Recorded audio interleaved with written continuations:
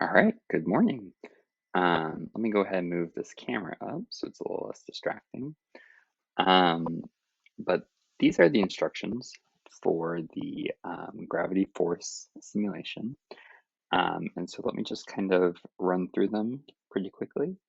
Hopefully you find it to be pretty straightforward. But if not, just go ahead and reach out to me and I'd be happy to sort of explain anything that maybe I missed.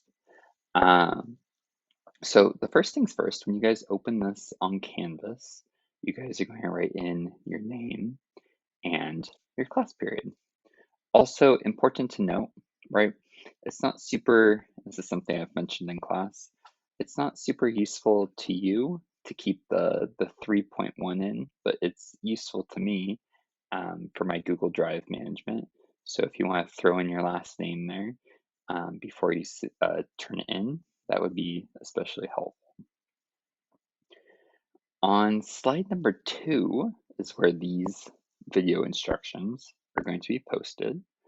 Um, Slide number 3 is where we're going to kind of jump into the physics now. So to kind of preface this, to give you guys a little bit of context, measuring the force of gravity between two objects, say my phone right here and my AirPods case right here, is incredibly difficult to do, mostly because gravity is such a weak force. The only time that it's really easy to measure the values is when you're dealing with planet-sized forces, or sorry, planet-sized masses, such as the Earth or Mars or the Moon. Um, and so we're going to be using a computer simulation because our alternatives to using a computer simulation is to set up an incredibly complex experiment, which is doomed to go wrong if the tiniest thing goes wrong, or to just take years worth of observational astronomy data. And I'm down for that, but I don't think you guys have years. We have a couple months, right? So it's just gonna be more, it's gonna be faster to use the computer simulation. So click on this link and let me go ahead and explore. I have the tab open already so that there wouldn't be any sort of lag or anything. But here's the simulation. It's going to run directly in your browser. And let me just sort of give you guys a little preview of how to use it. So you notice that M1 is over here, it's blue on the left, and its mass is 100 kilograms. M2 is red over here on the right, and you'll notice that its mass is 400 kilograms. You're able to adjust the mass just by pulling the slider. Okay, that makes a noise. Or, just moving it over like that, and ooh, that makes a fun little noise too. You can also just click on the arrows, and that also works for you. So in the future, when you guys are tasked with, changing the masses, you guys are going to be using that sliding bar to do so. Now, if you want to move the distance, okay, the way that I find the easiest is to move the mass. I wonder if I can turn off the sound. Let's see if I can do that really quick. There we go. Okay.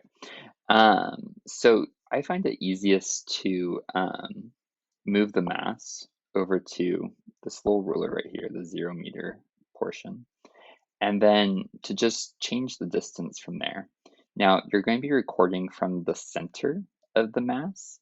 So for example, if I was to tell you to put them at a distance of 2 meters apart, then you would place the left one at 0 right here and the right one at 2 meters, and that would be your distance, okay? You'll notice that as I make all of these changes, the force up here is going to change. You're going to notice that on the blue object, it's going to list the force on M1, so on M1 by M2 in points point to the right, which makes sense, hopefully. And then vice versa. For the other one, it's going to be the force on M2, which is the red one, by M1, and it's going to be to the left. Okay, so they'll give you the force values. Hopefully you can kind of look at this force value and be like, oh, that makes sense why this would be so hard to do in a lab, because look how small this value is. It's 0.0000002210789 newtons, which is an incredibly small number. Um, if you were to convert that into scientific notation by placing or clicking this button down here, you would see that it's times 10 to the negative 6. So it's an incredibly small value. Now you can also press the hidden button if you don't want to see the forces, but I don't think that's very fun. Probably the easiest for you guys is they're going to be able to keep it on the decimal value so that you can read the values the easiest. However, if you're super comfortable with scientific notation, then by all means, go for it. Do some scientific notation. The last feature that you have available to you is this constant size button. And what the constant size button does is it makes it so that the radius of the object stays the same, but you can still change the masses, if that makes sense. So I changed the mass, I can make this all the way up to 1,000 grams, but you'll notice that the radius stays exactly the same.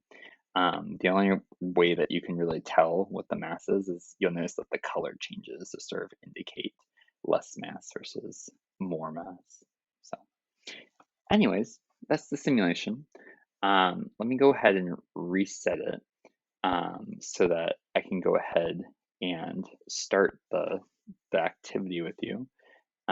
You'll notice that, let me cover here, it says after you mess around, please answer the questions. So on slides 4 through slide 6 are going to be some questions. And then on slide 7 is where you're going to start collecting some data, right? On slide 8, you're going to take that data and graph it.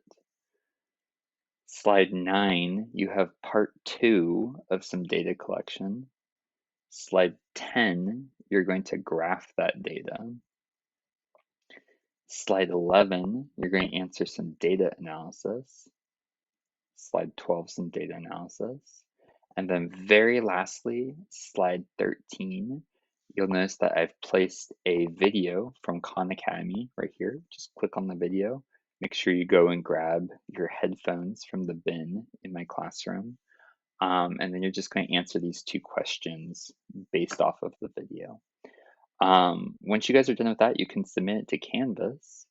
And at this point, that's my instructions. Now, you can stop the video right now. If you want to stick around, let me go ahead and collect some data and just sort of show you an example of collecting the data. And then that will be it. So in part 1, you guys will notice that it says for part 1, you'll be measuring how the mass influences the force while holding a constant distance. Okay, so your constant distance is right here. You'll notice that I put 2 meters as the distance, and then M1 actually stays the same the entire time. The only thing that's going to change is going to be M2. So let me collect some sample data and just sort of show you what's up. So let's do this. So I'm going to go ahead and put this mass over to 0 so that I can do that. I'm going to press the constant size button because I don't like to be constrained by how big they are, radius-wise. Okay. They're 2 meters apart. The first one is at 100 kilograms. I'm going to go ahead and put this one to 100 kilograms as well. And now I can go ahead and record the force. So you'll see that I have 0.000000166,852. Okay, so let me go ahead and write that over here. So 0.000000166,852. 66852. You'll see that that number is long, so you can make it shorter by doing scientific notation, or you can just make the font smaller, which is what I'll do, and so forth, right? So I'm going to go ahead and do 200 now. Moving up to 200, I'm going to keep the distance exactly the same, and I'm going to record this value. So same value, except now it's 333704. So I'm going to go ahead and do that. And just change those last numbers. 333704. Okay. And that's it. You're going to keep going until you guys get the mass of 300, 400, 500, etc. You'll notice that on slide 8, it's going to ask you to graph the force of F1 on 2 on the y-axis. And then M2 is going to be on your x-axis. So to go back to this data, when you put it into Google Sheets, you're going to want to put this column first, because Google Sheets wants the x variable first, and you're going to put this variable second, because Google Sheets wants the y variable second. You'll graph those two columns, and then you will copy and paste that chart into this slide right here. Let me go ahead and delete those values. And now I'm going to go ahead and I'm going to do an overview of part 2.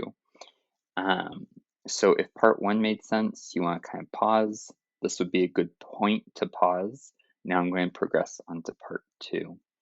So you'll notice that in part 2 it says you are going to be measuring how the distance influences the force while holding a constant mass. So you'll notice that this time M1 and M2 stay exactly the same. I've made them 1,000 kilograms, but this time I'm just changing the distance. So 3, 4, 5, 6, all the way up to 9. Okay, so you'll come over here. Again, I'm going to keep it exactly the same. So they're going to be, did I put a 3 part? Yeah, 3 parts. So let's go ahead and make the masses the same. So I'm going to take the slider. You'll notice that the max is 1,000, so just slide it all the way to the right. And honestly, I made these numbers as big as they are so that the value of force was going to be bigger. So you wouldn't have to write as many zeros. I think the first distance is 3. So let's go ahead and write that down. And then let's go from there. So we got 0.000007415,644. Okay, so let's write that down.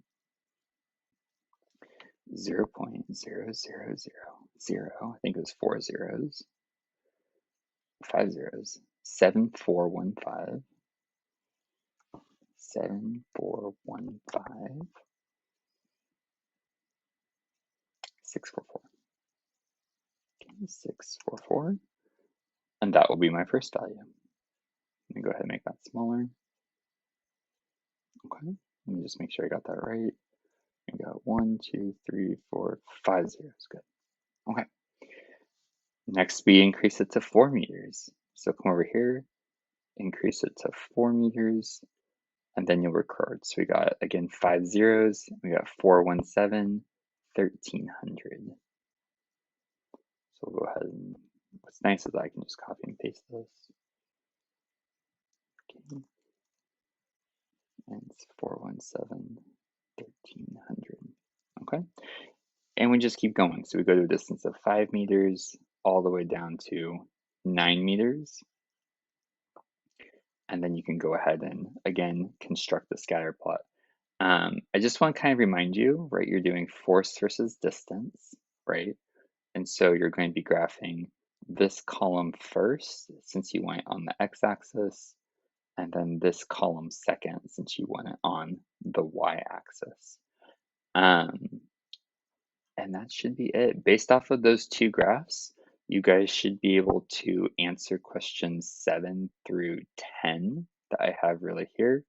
9 and 10 are basically just a review of directly proportional versus inversely proportional. And then that should hopefully be it. My goal is that, and let me go back to the first slide.